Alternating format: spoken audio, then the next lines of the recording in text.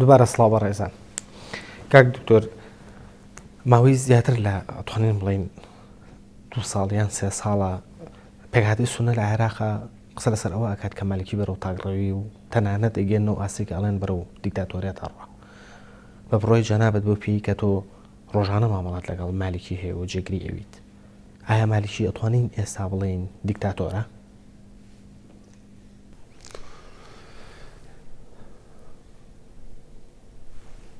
بعضی شت هەیە لە حقیقەتە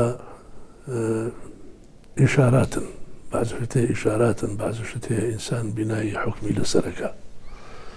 ئەوەی ڕاستە ئێمە ئیتفاقێکی ڕێکوپێکمان کردبوو بە ناوی ئیتفاقی هەولێر بەسەر پشتی جەنابی سەرۆک بارزانی و هەموو حزبەکان و هەموو لایەنەکان و کەونەکان لەسەری ڕازی بوون.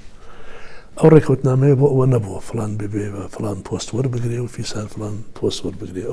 ئەو ڕێکەوتنە حلێکی کاملی هەبوو بۆ هەموو مەشاکلی عێراق لەسەر 3 بنەمای ئەساسی وەکوی لە پێشە باسم کرد: تەوافق، شەراکەتی ڕاستەقینە و تەوافق و شەراکەتی ڕاستەقینە و تەوازن لە هەموو دەستگاکانی حکوومەتی فیدرالە. ئێستا ئەوەی کە ڕەچاوەکرێ ئەمە چەنە حکوومەت کە دروست کراوە ئەنجومەنی وەزیران نظامی داخلی نییە، هەرچەندە مسودە وشت تەقدیم کراوە، هەرچەندە لە ڕێکەوتنامەکە ئێمە لەسەر ممکنە 95 نظامە داخلیەکە ڕێکەوتبووین لە مناقەشاتمانە، قسمێکی کەمی ما بووە، بەستا ئێستا نظامێکی داخلی نییە و پێی و نظامە ئێمە ئیش ناکەین. نظامە داخلیەکە ئەیوت بەعزە مەسائلی ئەساسی هەیە بێ بە تەوافق بێ، بەعزە مەسائل هەیە بە دەنگان بێ، ئێستا هەموو مەسائل بە دەنگدانە. بۆ میسالێکی کەم بڕیار وابوو وەزیری داخلیە لە برا شیعەکان بێ، بەس بە شەرتی هەموو لایەنەکانیتر لەسەری ڕازی بن، مڕەشەحی بێ کە هەموو لایەنەکانیتر لەسەری ڕازی بن و تحالفی وەتەنی ئەو مڕەشەحە تەقدیم کە. هەروەها بڕیار وابوو کە وەزیری بەرگری وەزیری دیفاع لەلایەن عێراقیەوە پێشنیار بکرێ، بەس هەموو لایەنەکان لەسەری ڕازی بن. تا ئێستا ئێمە نە وەزیری دیفاعمان هەیە نە وەزیری ناوخۆمان هەیە. بڕیار وابوو هەنێ دەستگا دروست بکرێ بۆی بە شەراکەتی بە شێوەیەکی عام بڕیارە گرنگە سیاسیەکان یا بڕیارە ئەسکەریە گرنگەکان بڕیاری لەسەر بدرێ، ئەویش بە تەوافقی هەموو لایەنێک بەپێی مەسلحەتی ئەو وڵاتە. ئەو دەستگایش بە 1001 بیان و حجە دانەمەزرا و نەکرا. کەواتە خۆ دیستا ئەمانە هەڵەیەکی بە مالیکی ئەڵەی من تاگڕەوە یان بەرەو دیکتاتۆریەتەوە ئەڵێم هەموو وەزعەکە ئێستا هەموو وەزعەکە ئەوە ناتوانانی پێی بڵێ ئەمە وەزعەکە شەراکەتی تایە و تەوافقی تایە و 100% دیموکراتیە، ناتوانێت ئەوە بڵێ. ئەگەر وا بڕوا چارەسەر نەکرێ، ئەگەر وا بڕوا چارەسەر نەکرێ و حلولی بۆدا نەنرێ لەسەر بنەمای ئەو ڕێکەوتنامانەی کە کراوە لە ئەساسە و ئەو ڕێکەوتنانە بۆ ئەوانە بووە کە تۆ دیموکراتیەت لە عێراق بچەسپێنی. ئەگەر نەگەڕێیتەوە سەر ئەو ڕێکەوتنانە و ئەو شتانە جێبەجێ نەکەی، ئەو وەختە بۆ تۆی بەجێڵم چ حکومیشی لێ، ئەو وەختە پێویست ناکات ناوی لێ بنی. بەڵێ کەواتە ینی ئایا ئێستا بەرژەوەندی کورد لەوایە کە لە سونە نزیک ببێتەوە؟ ینی ئەو نزیکیە کە ئێستا هەست پێ ئەکرێت لە نێوان سونە و کووردا لەسەر ئەم بنەمایە؟ بەرژەوەندی کورد لەوایە هەر سێ مکەونی عێراق، چ شیعە، چ سونە، چ کورد پێکەوە ئیشکەن، بە تایبەتی ئەوانەی کە باوەڕیان بە دەستور و بە دیموکراتیەت و بەم عێراقە تازە هەیە کە لە خەیاڵی بڵین بە قسە بێ، لە خەیاڵا بێ، لە باوەڕا بێ کە باسی لێیەکەین. بەرژەوەندی کورد لەوایە، بەرژەوەندی کورد لەوە نییە لەگەڵ شیعە بێ دژی سونەیە، لەگەڵ سونە بێ دژی شیعە. بەرژەوەندی کورد وەکوی باسم کرد لەوایە کە بە شەراکەتی هەر سێ مکەوناتەکە ئەم وڵاتە حکوم بکرێ و لەسەر ئەساسێکی دیموکراتی. بەڵێ ئەی سەبارەت بەوەی کە بەشێک لە سونە لە ناو پەرلەمانەمانەوە و دەنگیان لەسەر ئەو بودجەیەدا کە کورد لەسەری ناڕازی بوو. ئەمە شتێکی تازە نییە. عێراقیە چەند کوتلەیەکی تایە و چەند بۆچوونێکی جیاوازی تایە و بەداخەوە زۆر کەسیش ممکنە بەپێی بەرژەوەندی تەسکی خۆی بیر لە مواقف و مواضع بکاتەوە و هەڵوێست بەپێی ئەو بەرژەوەندێ تەسکە وەربگرێ. ئێمە لە حساباتمان ئەبێ دائیمە حسابی ئەوە بکەین. بەڵێ لە چاپێکوتنیکی ڕابردووە لەگە کەناڵی ئێنارتیا علی باپیر ئەمیری کۆمەڵی ئیسلامی و پەرلەمانتاری عێراق باسی لەوە کرد کە لە سەردانێکا بۆ ئێران وەزیری ئیطلاعات و فەرماندەی هێزەکانی قودسی بینیوە. ئەوان باسییان لەوە کردووە کە ئەو کاتەی بەشێک لە کورد و عێراقیە لەسەر مالیکی ناڕازی بوون و هەوڵی گۆڕینیان ئەیە. ئێران قسێکی وای نەبوو لەسەر گۆڕینی مالیکی، بەڵام ئەوە کێشەکان ئەوە بووە کە کورد ئەلتەرناتیڤی مالیکی پێ نەبووە تا پێشکەشی کات. ئەمە ئەوە ئەگەر ئێستا هاوپەیمانی نیشتیمانی ڕازی بێ لەسەرەوەی کە مالیکی بگۆڕێت تەڕحی کورد چییە؟ من جارێ نازانم مامۆستا علی باپیر چی وتوە لەگەڵ ئێنارتیا لە حەقەتا بەداخەوە ئەوم نەدیوە، بەس ئەوەی ئەیزانم یا تەسەووریشی یەکەم ئەوەیە کە ئێران لە حەقەتا جمهوری ئیسلامی ئێران مەبەستی بێ مەشاکلی گەورە لە عێراقا نەبێ، بەتایبەتی لە زڕوفی ئەمڕۆ کەناوچەکە لەو زڕوفا کەناوچەکەی پێتەیە بەڕێ مەبەستی بێ کە هەموو لایەنەکان لەگەڵ شیعەکە پێکەوە ئیشکەن و مشکلی گەورەیان نەبێ و مشکلە بۆ شیعە دروست نەبێ و لە حەقەتا لە سیاسەتی شیعە ئەوە ڕەچاوەکرێ. ئەمما بڵێن فڵان کەس بگۆڕن یا فڵان کەس نەگۆڕن ئەوە مەسەلەیەکە من بەو شێوەیە لە حەقەتا مطلع نیم لەسەری و مەسەلەکە بە پێی دەستور تاوەکو تەحالوفی وەتەنی کوتلەی گەورە بێ، گەورەترین کوتلە بێ لە پەرلەمانە، ئەکسەریەت نییە خۆی بەتەنیا بەس گەورەترین کوتلەیە، حەقی ئەوە کە سەرۆک وەزیران دەست نیشان کە ئەمە حەقێکی دەستوریە، بۆیە کوردیش پێی ڕەزامەند بوو و سونەش نەتیجە پێی ڕەزامەند بووە چەنە زۆر مەعارەزەی ئەویانەکەن.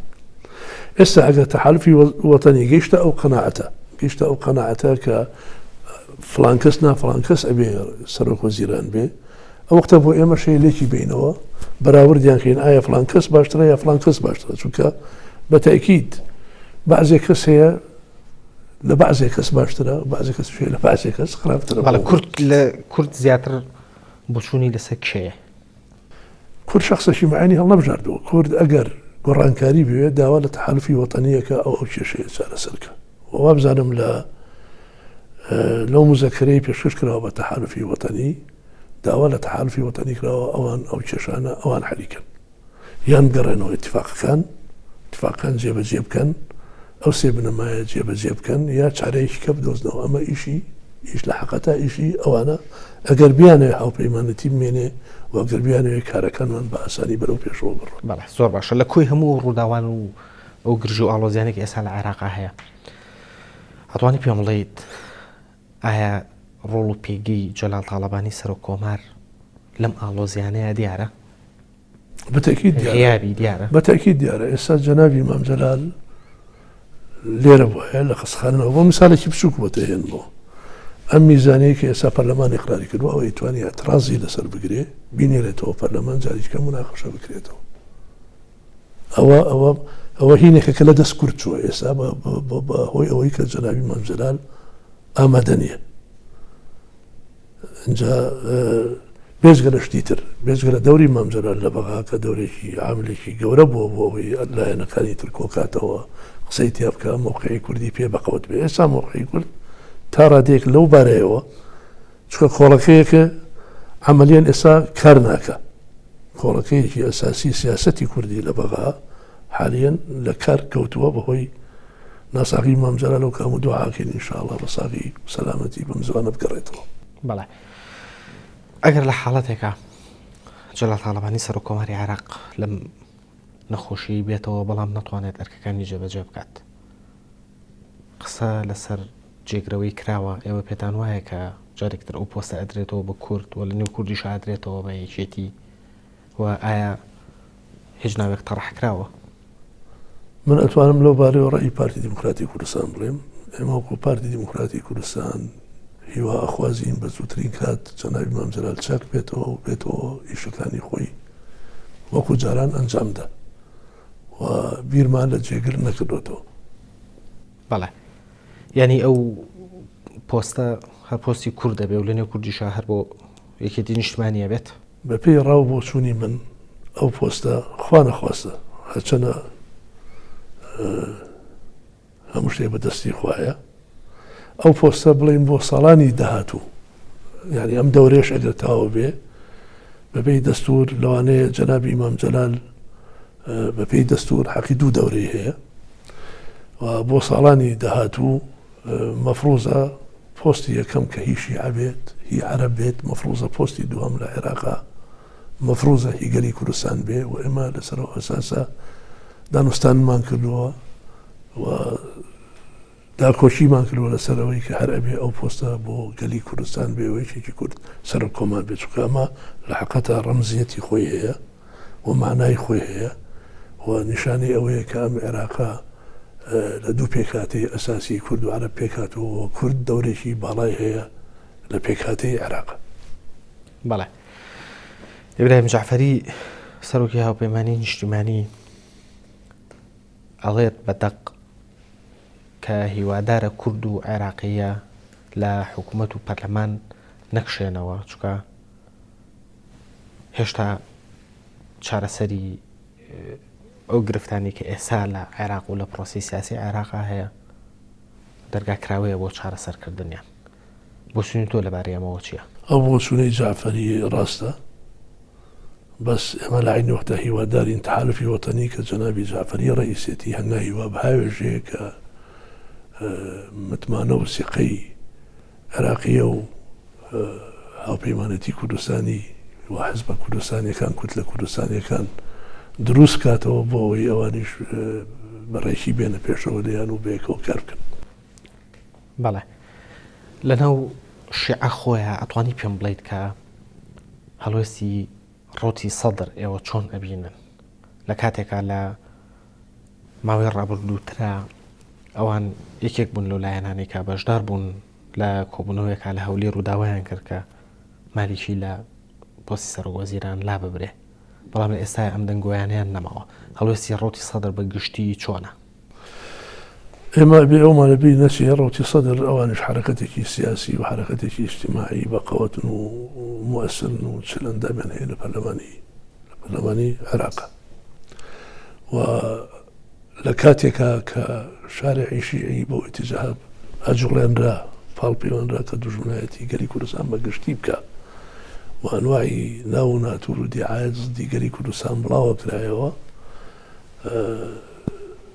مقتدا سەدر کە سەرۆکی ئەو ڕۆتەیە خۆی هاتە هەولێر و دەورێکی باڵای هەبوو کە ئەو دیعایەت و بۆ چوونانە هەمووی هەڵوەشێنێتەوە و دەورێکی زۆر ئیجابی هەبوو کە پەیوەندی کورد و شیعە تا ڕادەیەک چاکاتەوە بێنێتەوە سەر بارێکی دروست وەکو حرەکەتێکی اجتماعی و حرەکەتێکی سیاسی ناو شیعە ئەوان ڕاو بۆ چوونی خۆیانیان هەیە بە تاکید ڕاو بۆ چوونیان وەکو هەموو حزبەکانی تر نییە هەر حزبی خصوصیاتی خۆی هەیە حساباتی خۆی هەیە و ئەبێ بزانین ئەم مووقفی آخر مووقفیان کە وەریان گرتووە لەسەر چ ئەساسی ئەو مووقفیان وەرگرتووە ئایا لە ترسی جادەی خۆیان لە ترسی جەماوەری خۆیان زغوتاتیان لەسەر بووە ئەوە ئەبێ لە خۆیان پرسی بۆ بەڵێ ئەگەر بینەوە سەر مەسەلەی بڕیاری کورد بۆ مامەڵەکردن لەگەڵ بارودۆخی ئێستا هەیە بڕۆی دوکتۆر ڕۆژنووری شاوەیس سوودەکانی کشانەوەی کورد چییە و زیانەکانی چییە؟ هەتوانی زۆر بە کورتی پێم بڵێ. من باسی سوودی کشانەوە و زیانی کشانەوە ناکەم. من سێری ئەو واقعەکەم ئێستا بڕیارێک وەرگیراوە یەکلایەنە. ئەگەر کورد جارێ لە ناو خۆیان یەک نەبێ یەک ڕاو بۆ چوین نەبێ بەرامبەر یەک هەڵوێست بەرامبەر ئەو ڕووداوە کە وەری بگرێ ینی پێش هەموو شتێ بێ وابین یەک بین اتفاق لەسەر یەک مووقف بکەین و ئەو مووقفە بە هەمومان جێبەجێکین نەکەرێکی بەلایەکە چونکە ئەم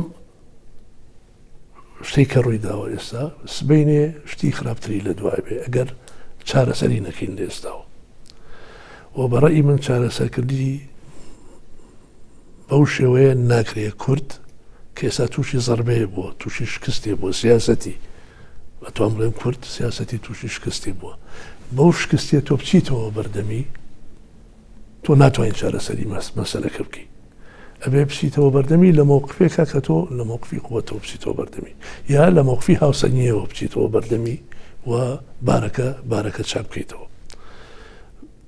بۆیە ئێستا هێشتا وەختی ممکنە وەختیەوە نەهات بێ بەس من ئەو ڕێیە ئەڵێم بۆیە پێویستە پێش ئەوەی بیر لەوە بکرێتەوە وەزیر و بەرپرسی کورد بچێتەوە بەغا یا ئەندامانی پەرلەمانمان بچنەوە بەغا پێشەوە ئەبێ بیر لەوە بکرێتەوە چۆن حکوومەتی عێراق یا حکوومەتی عێراق پێویستە چه هەنگاوێ بەهاوێژێ بۆ ئەوی کورد ئامادە بێ جاری کە بچێتەوە دانیشێ لەگەڵ یا وە گفتوگۆیی لەگەڵا بکە یا کاری لەگەڵا بکە. یعنی ئێوە بۆ میسال من خۆم شخصی بە چاکی ئەزانم ئەگەر پێش ئەوەی کورد بیر لەوە بکاتەوە بچێتەوە بۆ بەغا عێراق ئەگەر حکوومەتی عێراق ئەگەر تعدیلی یاسای بودجەکە بکاتەوە بۆ شێوەی کە کورد پێ ڕازی بێت. یعنی ئێوە مەرجتان هەیە بۆ چوونەوە بەغدا؟ من باسی خەڵک ناکەم باسی ڕێی خۆم کرد. ئێمە هێشتا مەرجمان نییە، ئێمە هێشتا لە گفتوگوین لە بینی خۆمانە و دراستەتی ئەو مۆزوعەکەین. بەڵە زۆر باشە تۆ وەکو هەموو لایەنەکان ئەگە بتێ باسی بکەیت ئێمە دراستەتی مۆزوعەکەکەین هێشتا نەگەیشتوونەتە ڕێیەک. ڕێی من هی شخصی ڕێی من شخصی ئەوەیە پێش هەموو شتێک ئێمە ئەبێ لەسەر یەک ڕێی متفق بین و ئەبێ یەک هەڵوێستمان هەبێ کورد نابێ هەرێکی بەلایەکە بڕۆ لەم زوروفە زەحمەتە دووهەمیش کورد ناوێ بە شکستی بچێتەوە بەردەمی بەغا. زۆر باشە. ئەمەژۆ بە شتێکی گرنگ کرد باسە لەوە کرد کە ئێستا سیاسەتی کورد لە بەغدا تووشی شکست بووە. بڕیارێ وەرگیراوە دژوە مەسلحەتی کورد. بەڵێ ئەتوانی پێم بڵێیت کە ئەم شکستی کە تووشی سیاسەتی کورد بووە لە بەغدا تەنها هۆکارەکەی هاوپەیمانی نیشتیمانیە کە بەرامبەرتانە یان بەشێک لە هۆکارەکە بۆ کورد خۆشیە دەڕێتەوە؟ ئەوەی کە ئێستا دیارە ئەوەی کە ئێستا زەق لە بەرچاوی ئێمەیە لە پەرلەمانی عێراقا تەحالوفی وەتەنی بڕیارێکی یەکلایەنەی وەرگرتووە. ڕاستە یەک دووشی عێراقی لەگەڵا بووە بڵێ 15 بڵێ 30 کەس. بڕیارەکەی یەکلایەنەیە، بڕیارەکەی ڕێچاوی ڕاو بۆ چوونی هەموو ئەندامانی پەرلەمانە کوردەکانی نەکردووە. هەمویان لەلایە بوون لە دەرەوەی قاعی پەرلەمان بوون ئەوان ئەو بڕیاریان وەرگرتووە. ئەمە سابقەیەکی خەتەرە. ئەمە سابقەیەکە ئەگەر چارەیەکی بۆ دادەنەی شتی خراپتری لە دوایە یاسایەکی چەسپانوە ئەم یاسایە بە شکستی بۆ کورداتی بارگە شکستێکە تەنیا ئەوە نییە پارەی نەوت ئەوە نەبووە ئەوە نەبوو شکستێکە لەوایە عقوباتی تایە. ئەگەر کورد ڕێگا بە کابڵ نا وای لەکەین، ئەگەر کورد ڕێگا بە ئینتەرنێت نا وای لەکەین، ئەگەر کورد نەوتی نەنارد وای لەکەین، ئەگەر کورد نازانم چی نەکرد وا ئەەکەین. ئەمانە کە هیچی حەقی ئەوان نییە ئەیانێ ئەو بەسەر توا فەرزکەن بۆی تۆ چی لێ بکەن تۆ بخەنە قوارەیەکەوە کە نەتوانی حرەکەت بکەی نەتوانی بجوڵیتەوە. و ئەگەر ئەو یاسایە کە ئێستا یاسایە و سەرکەوتووە بە حساب ئەمە بە سەرکەوتن دانانرێ بۆ کوردان بە شکستی دانرێ بۆ کورد. تۆ ئێستا بچی دەوامکی لە مەجلیسی وزەراو یا بچی لە پەرلەمانە دانیشی و پێ بکەنی بە ڕوویانەوە هیچ ڕووی ناوە هیچ نەبووە ئێزارەکە زیاتر بێسبێنە شتی خراپترەکە. وەکو دوو ئینسانی ئەتیادی وەکو دوو ئینسانی ئەتیادی مشتێکم دژ بە تۆ خوا نەخواستە تۆ قسە نەکەیت و پێ بکەن پێ خۆر جورات پێیاکەم شتی خراپترەکە. بەڵێ بۆیە کورد ئەبێ لە موقفێکەوە بچێت لە وەختێکا بچێتە پێشەوە کە ئەگەر ئەو ڕاستەکە ئامادەی ڕێکەوێ لەگەڵتا ڕاستە هاوپەیمانی تۆیە ڕاستە وەزعەکەی خەتەرە وڵاتەکە پێویستی بە هاوپەیمانێتی و بە پێکەوە کارکردن هەیە پێویستە ئەو غەڵەتی کردوێتی چاکی کاتەوە. بەڵێ زۆر جەختە لەسەر ئەوە کردوانێک کە کورد پێویستە یەک دەنگ بێت. ئەتوانی پێم بڵیت کە ئایا ئەو دەنگۆیانە تا چەند لە ڕاستیەوە نزیکن کە باس لەواکەن جۆرێک لە جیاوازی بۆ چوون لە نێوان لایەنە کوردیەکانەوە بە تایبەتی ئەوترێت لە نێوانی چێتی و پارتیا هەیە لەسەر مەسەلەی هەڵوێ زۆرگرتن لە بەغداوە کشانەوە یان نەکشانەوە؟ من باوەڕ ناکەم ئێستا ڕاو بۆ چوونی جیاوازە بێ بەرامبەر بە دەربارەی موقف بەرامبەر بە بەغا لە بینی پارتی و یەکێتیە ئەبێ لەگەڵ حزبەکانی ترا دەربارەی کشانەوە حتا لەبارەی کشانەوە چوە بڕیاری کشانەوە نەدراوە شتێکە مناقەشەیەکرێ ئێمە کەسە ئازادە ئیجتیهاداتی خۆی تەرەحکە مناقەشەیکە و ڕێی نهایی پێکەوە وەرەگیرێ هەموو حزبە کوردستانەکان پێکەوە اتفاقەکەی نەتیجە لەسەر یەک ڕێی و یەک هەڵوێست. بەڵام فترەی پێشوو 2 ساڵی پێشوو شاراوە نەبوو ڕابۆچوونی جیاوازە ڕابچوونە جیاوازەکان گەیشتە ئەعلام دەربارەی مالکی موقف هەڵوێست لە مالکی چۆن بێ و چۆن نەبێ ئەگەر بێتەوە بیرێ. بەس ئێستا حاڵی حاضر ئەوەی جێگای خۆشحاڵیە لەم سرعە کە دوومانی ئەخیر بە خۆیەوە بینی لە بەغا کورد یەک مووقف و یەک هەڵوێست ئەمە بێ بینایی لەسەرکەین ئەمە شتێکی زۆر باشە و ئەمە ئەبێ ئافرینی لێ بکەین و بیناشی لەسەرکەین. بەڵێ زۆر باشە. ئەوەی کە لە ڕابردووە ڕوویە کە جیاوازی بۆ چوون هەبوو لە سەمانەوە یان نەمانەوەی مالیکی تا چەند ڕۆڵی بینی لە یەکلاکردنەوەی ئەوەی کە مالیکی بمێنێتەوە؟ تێنەگەشتم لە سوارەکەت. ئەو جیاوازی بۆ چوونەی کە باست کرد لە ڕابردووە هەبوو دەربارەی مانەوە یان لابردنی مالیکی لە نێو کووردا هەبوو تا چەند ڕۆڵی بینی لەوەی کە یەکلای کردەوە کە مالیکی مایەوە لەسەر دەسەڵات؟ دیارە طبعاً تۆ یەک دەنگ نەبی یەک هەڵوێست نەبی پرۆژەکە سەر ناگرێت. وەکو کورد خۆی لە ئەساسا بەقەوترین مکەون نییە لە عێراقا. لە ئەساسا کورد ئەبێ بە دوای هاوپەیمان بگەڕێ پێشە مشتی ئەبێ خۆی یەک بێ بزانێت چیەوێ دووهم بە دوای هاوپەیمانە بگەڕێ بۆی بتوانێت بەرژەوەندەکانی تامینکە دابینکە کە تۆ ناو خۆتا یەک نەبووی هیچ بەرژەوەندێکی پێدابین ناکرێت ئەوە شتێکی ئەکیدە. بەڵێ کەواتە ئەوە ڕۆڵی بینی لەوەی کە مالیکی مایەوە سەر نەکەوتەوە پرۆژەیە سەر نەکەوت. بەڵێ کاک دکتۆر سۆزان شەهاب کە نامی پەرلەمانی کوردستانە لەسەر لیستی هاوپەیمانی کوردستانی باسی ئەوە کات کە هەرێمی کوردستان پێویستی بەوە هەیە کە سەربەخۆییشی ئابووری هەبێ بەڵام باز لەوە شکات کە پێویستە شەفافێتی زیاتر لە مەسەلەی نەوتا هەبێ. تۆ دەربارەی ئەمە چی ئەڵێیت؟ خۆی ئەندامی پەرلەمانی کوردستانە ئەندامی پەرلەمانی عێراقە ئەندامی پەرلەمانی کوردستان هەموو حزبێک ڕاو بۆ چوونی خۆی هەیە هەموو حزبێک سیاسەتی خۆی هەیە کەس منعی ناکە ئەم حزبە بێ وا بڵێ ئەو حزبە بێ وا بڵێ ئەو هەواڵەش ئەو برادەرە ئازادە چی ئەڵێ لە ڕاو دەربڕین و ڕاو بۆ چوونی خۆیە. کەس ناڵێ ئەمڕۆ شەفافیت مەطلوب نییە. شەفافیت لە هەموو بوارێکە مەطلوبە نەک تەنیا نۆت. شەفافیت لە مەساریفی حکوومەتە مەطلوبە شەفافیت لە مەساریفی حزبەکانە مەطلوبە شەفافیت لە هەڵس و کەوتی بەرپرسە سیاسیەکان هەمویان تێکڕا مەطلوبە لە حزبە سیاسیەکان مەطلوبە. شەفافیت شتێکە ئیمڕۆ عالەم هەمووی دفاعی لەیەکە. بەڵام بینە سەر وەزعی کورد بە تایبەتی وەزعی کورد ئیمڕۆ تۆ لە وەزعێکایی ئەو وەزعە بە هیچ شێوەیەک تۆ لە خەم نەڕەخسیوی. ڕاستە ئەگە بەراوردی کەی لەگەڵ شوێنەکانی تری عێراقا تۆ لە بواری ئابووریەوە باشتری و گوزەرانی خەڵکی خۆشترە و استقرارێکی ئەمنیت هەیە و بەرەو پێش چوونێکی اقتصادی ئەڕۆی وردە بەرەو سەربەخۆیەکی اقتصادی ئەڕۆی. ئەمانە هەمووی ڕاستە بەس ئەمانە هیچ زمانێکیان نییە. تاقە زەمان بۆ ئەمانە وەزعێکی مستەقرە لە وڵاتەکانی دەورە پشتە و وەزعێکی مستەقری دیموکراتیە لە عێراقا.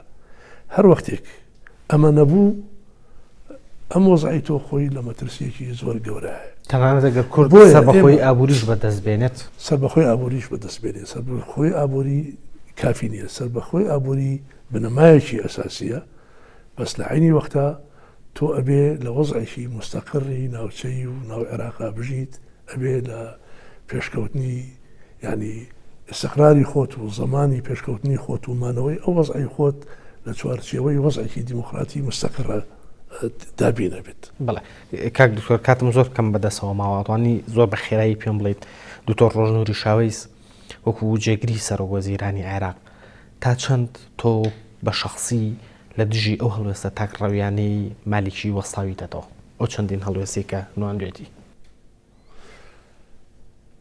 تەنیا مەوزوع مالیکی نییە. هەر هەڵوێستێک تاقڕەو بوو بێ من دژی وەستاوم بە ئەو ئەسالیبەی کە پێم کراوە. من چۆن خەباتم کردووە بە درێژایی عمرم خەباتم کردەوە چەکم هەڵگرتووە و هەموو گەنجایەتیم سەرف کردو دژی دیکتاتۆریەت و دژی زوڵم لەگەلی کوردستان هەر لەسەر عینی ڕێگا ڕۆم بە عینی سلوبی شەکەم. ئەو هاوڵاتی کە لە ساڵی 2023 پێکەرەکەی سەدام حوسێنی شکان ئێستا ئەڵێت پەشیمانم لە شکاندنی ئەو پێکەرە چکە جاران یەک دیکتاتۆر هەبوو بەڵام ئێستا سەدان دیکتاتۆر لە عێراقا هەیە. ئەم قسەیە تا چەند ڕاستە؟ جارە یەک زەلام پەیکەری سەدامی نشکان ئەوەی کە من بینیم دەبابەی ئەمریکی ڕایەکی شاو خەڵکێکی زۆر بە دەورێ وەستا بوون کەوت نارالە لەلیان. هەوڵاتێکی عەرەب بینی بە نەعل لە ڕەسمەکەی سەدامیە ئەگەر مەقسەدە ئەوەیە ئەوە لە ترسا ڕای کردو هاتووە لە هەولێر خۆشە دوێتەوە. بەڵێ ئێتا چەند لەگەڵ ئەو قسەیە کە جاران لە عێراقا یەک دیکتاتۆر هەبووە بەڵام ئێستا سەدان هەبێت. ئەو قسەیە زۆر هینی زۆر بێئینسافی تەیە. ئەو قسەیە خەڵکانێکەکان ئەیانوێ پیشانی بن وەزعی ئیمڕۆی عێراق خراپترە لە وەزعی عێراق لە زمانی سەدامە وما بە هیچ شکڵێک ڕاست نییە.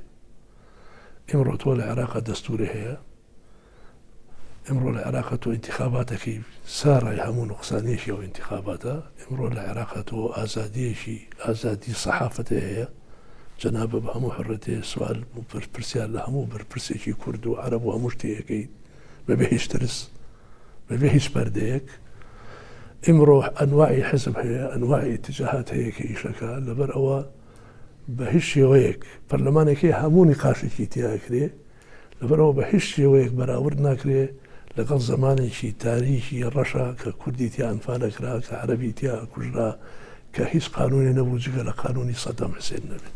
خۆت داهاتووی ئەم ئاڵۆزیە ئەم گرژەی ئێستای عێراق چۆن ئەبینی و پێت وایە کە عێراق بەرەو چ ئاڕاستەیەک ئەڕوا و کورد لەم کۆبوونەوەی داهاتووی سەرۆکی هەرێم لەگەڵ بەرپرسانی کورد لە بەغدا و سەرۆکی فراکسیۆنەکانی کورد لە پەرلەمانی عێراقا چۆ بڕیارێک وەرەگرن؟ منوقی بۆم باس کردی ئەمە ئەم هەڵوێستەیەک تاکڕەویە لە پەرلەمانی عێراقا لەلایەن تەحالوفی وەتەنیەوە. ئەمە سابقەیەکە و ئەتوانم بە منعەتف تعبیری لێ بکەم. منعەتفێکە لە سیاسەتە یا چاکیەکەیتەوە ئیشەکەخیتەوە سەرباری خۆی بۆ شێوەیە ئەڕوا بڕێەوە کە لە دەستورە نووسراوەتەوە کە مەسلحەتی هەموو لایەکی تایە یا بەرەو خراپی ئەڕوە. ئێمە لەو منعەتەفە هەژین لەبەر ئەوە زۆر پێویستە هەر هەڵوێستێک کە ئێمە ئەیکەین وەکو گەلی کوردستان زۆر بە قوڵی دراسەتی بکەین، ئینتلاق لە یەکێتی خۆمانەوە بکەین لە یەک هەڵوێستی و هەوڵ بدەین لە موقفێکی بەقەوەتەوە چارەسەری ئەم وەزعە ئاڵۆزە بکەین. دکتۆر ڕۆژنووری شاوێز جەگری سەرۆکوەزیرانی کۆماری عێراق زۆر سپاس بۆ ئەم چاپێکاتن. خۆشەویستان چاپێکات نیەم هەفتەیە کۆتایی هات تا دەرفەتێکی تر و بێگەشتنەوەیەکی تر هەموو لایەکدا لە خۆشییابن.